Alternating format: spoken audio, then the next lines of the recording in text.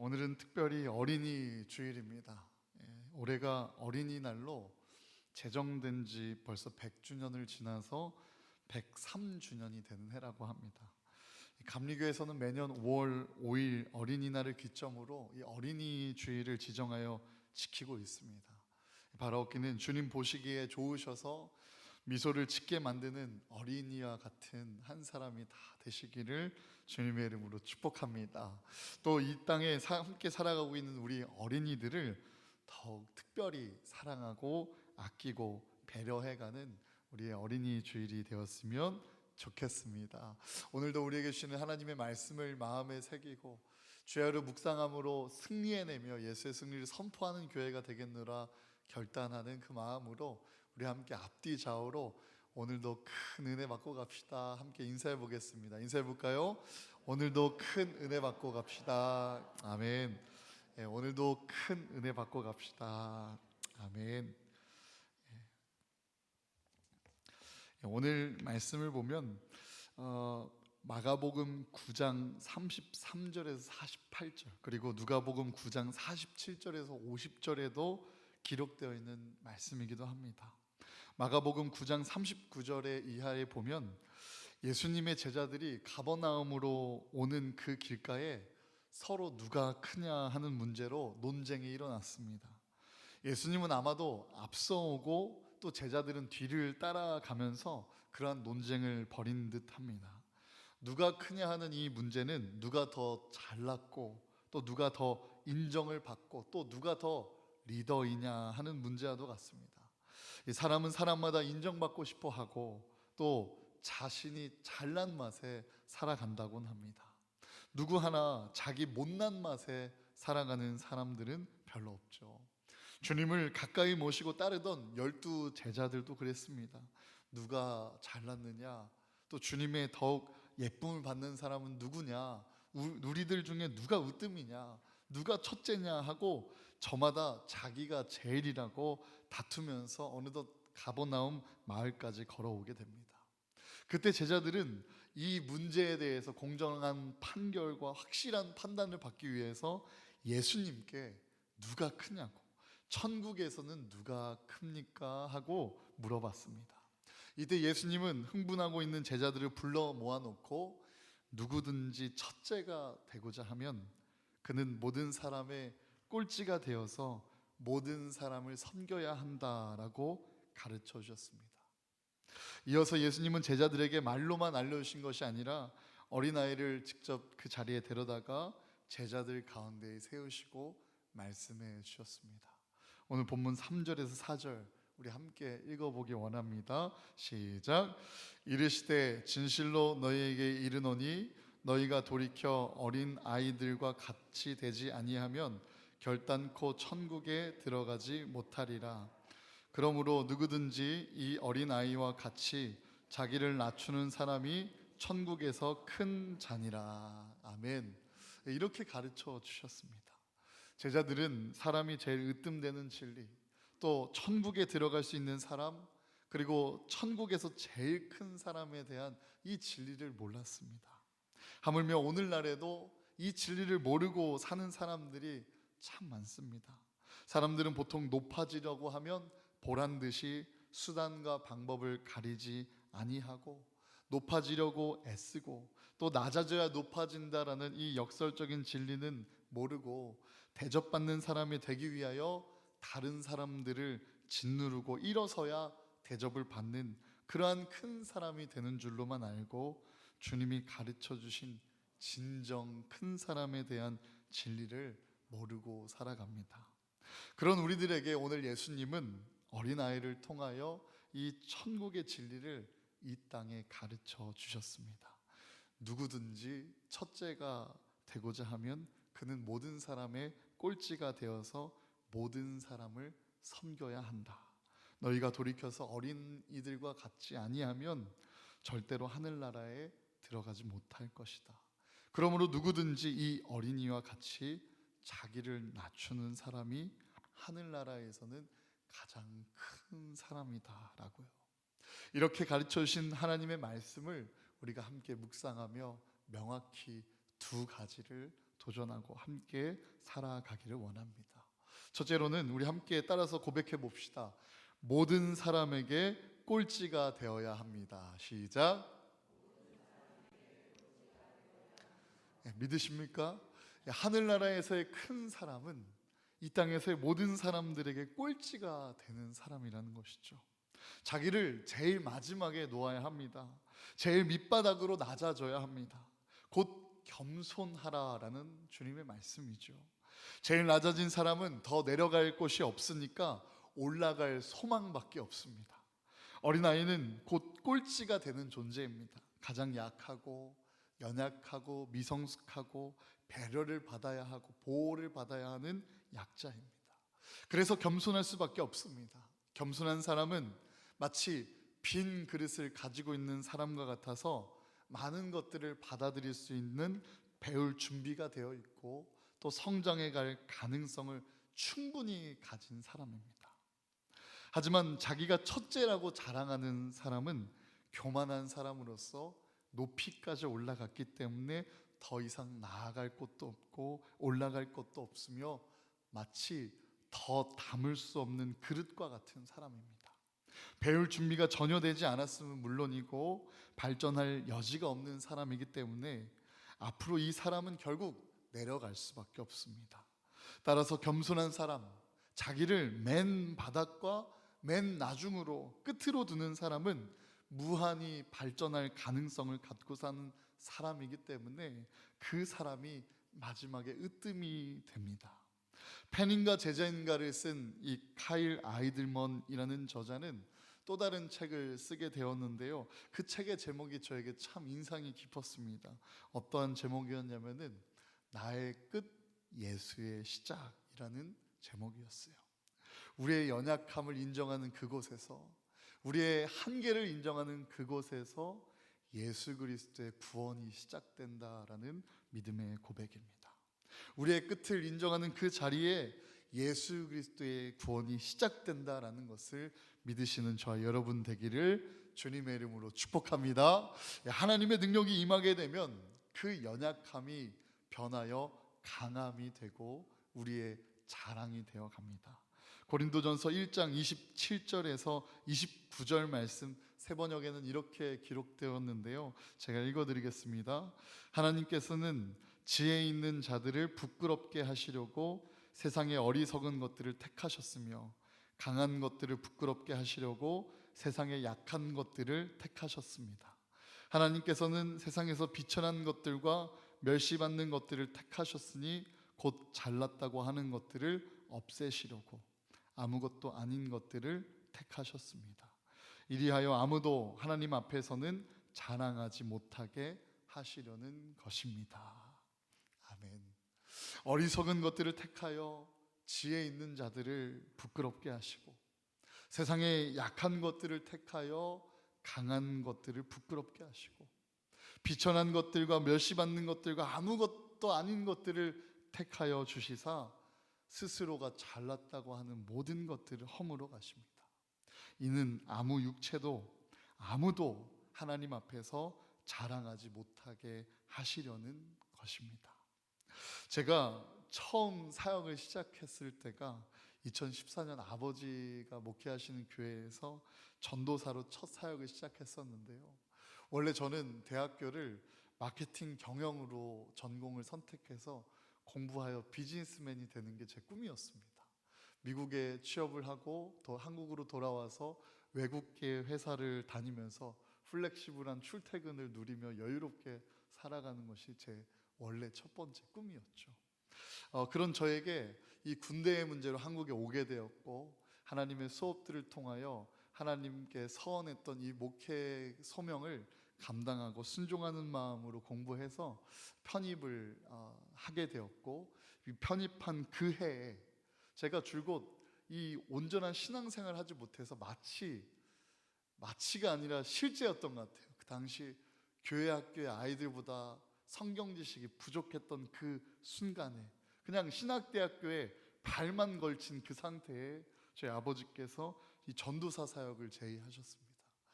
저는 웬만하면 부모님께 그 당시 말씀을 잘 안 듣고 순종하지 못했기에 이제는 말씀을 잘 듣고 순종해야겠다라는 결단이 있었기 때문에 웬만하면 순종하고자 했던 제 마음에 네, 그렇게 하겠습니다라고 대답을 하고 전도사 사역을 시작하게 되었습니다.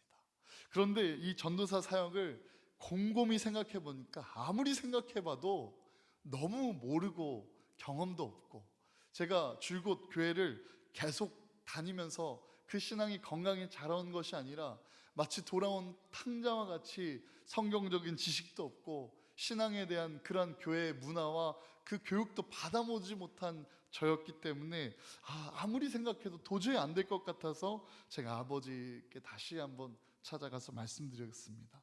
못할 것 같다고, 못하겠습니다, 죄송합니다라고 말씀드렸을 때 저에게 해주신 말씀이 바로 이 고백입니다.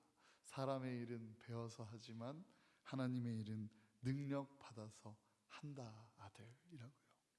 저는 그 말씀을 아멘으로 받았습니다. 그리고 지금까지 너무나 부족하지만 하나님의 능력을 받아 하나님의 일을 감당하는 주의 종이 되고자 합니다. 사랑하는 성도 여러분, 우리에게도 이 하나님의 능력이 임하여서 너무나 부족함 투성이지만 그 부족함을 채우시는 하나님은 부족함이 없다라는 이 고백과 믿음으로 하나님의 일들을 감당하는 주의 모든 자녀가 다 되시기를 주님의 이름으로 축복합니다. 그렇게 고백하며 나아가던 저에게 교회 개척에 대한 소명이 있었고 그 부르심에 합한 마음을 가지고 충북 충주에서 예성감리교회를 개척하여 그렇게 목회를 감당하던 때의 일입니다. 그곳에 저희 외삼촌이 그리고 큰 이모가 서울에서 오가시면서 함께 예배를 드리셨는데 저희 외삼촌이 그러한 분이셨어요. 그 한 번 말씀하신 것들을 계속 반복해서 말씀하시는 분 중에 한 분이셨기에 제가 한 3주 정도 이야기를 들었던 것 같은데, 외삼촌이 자전거를 취미로 타는 중에 이 오랜만에 라이딩을 나가서 홀로 힘차게 타고 있는데 어느 여성분이 자매가 슝 하고 추월해 가더랍니다. 그래서 이 추월당하는 기분이 조금 자존심이 상해서 언덕에서 보자, 내가 이 언덕을 힘차게 밟으면서 추월하겠노라 라고 하면서 힘차게 달려가다가 마침 언덕이 나왔고 그 언덕에서 힘차게 자전거 페달링을 하고 있는데 그 여성분이, 추월해간 그 자매분이 언덕이 와도 지치지 않고 오히려 더 빨리 가는 모습을 보고 자신이 지쳐서 이 허벅지가 터질 것 같다라고 그렇게 호소를 하셨습니다. 그리고 계속 가다 보니까 그 자매와 함께 달렸던 그 자전거 동호회가 쉬는 구간이 있었고 그것을 지나가면서 좀 자세히 보게 되니까 불사 그분의 자전거가 전기 자전거였다라는 것이죠. 전기의 힘은 위대하다고, 또 전기 자전거의 힘을 말씀해 주셨던 그 눈빛이 아직도 생생히 생각이 납니다. 적어도 3주 동안 계속 말씀하셔서 전기 자전거를 사드려야 되나 싶을 정도로 그 전기의 힘을 말씀해 주셨던 것이 기억이 나는데요, 주님을 믿는 우리 그리스도인에게 이 전기의 힘은 곧 성령의 힘이 될 줄로 믿습니다.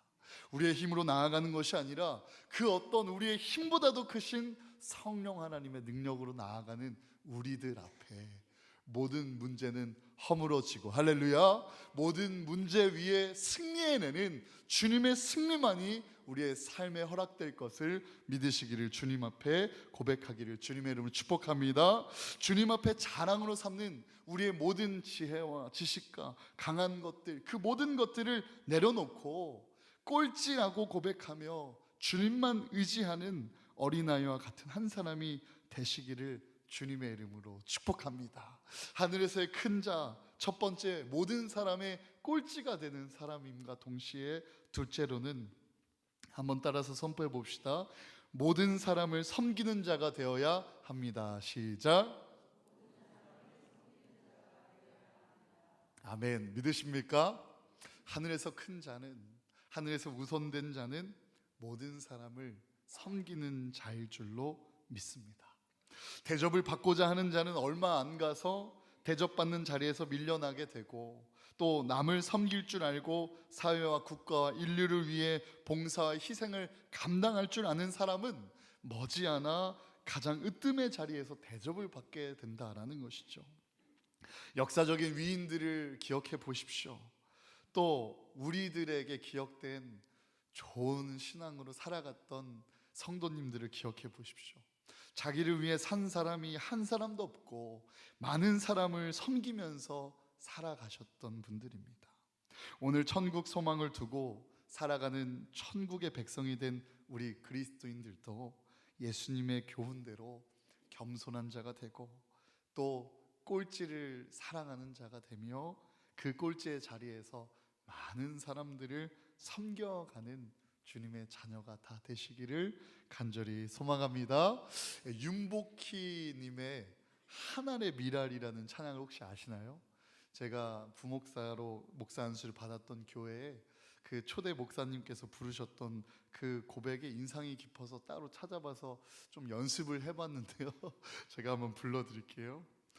하늘의 미랄이 땅에 떨어져 죽지 아니하면 하늘 그대로 남지만 하늘의 미랄이 땅에 떨어져 죽으면은 씨가 되어 곡식을 거둔다네.